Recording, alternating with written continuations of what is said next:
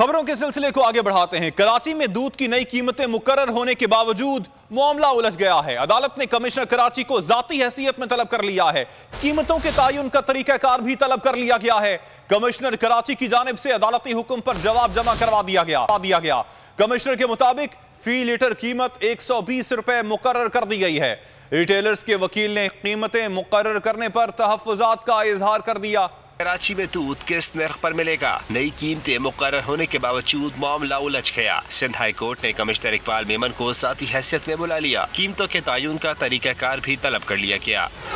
2007 के हुक्म पर अमल दरामद क्यों नहीं हुआ? अदालत ने कमिश्नर से मामले पर भी वसाहत तलब कर ली।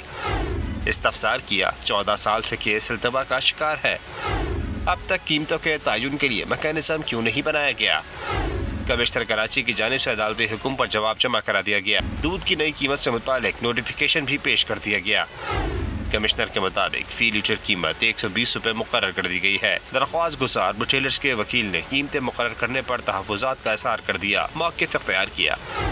हाई कोर्ट ने 2007 में मैकेनिज्म के तहत कीमत मुकर्रर करने का हुक्म दिया था। स्टेक होल्डर्स की मुशावरत के बगैर उजरत में कीमत मुकर्रर कर दी गई। अदालत ने मज़ीद समाअत 4 जनवरी तक मुलतवी कर दी।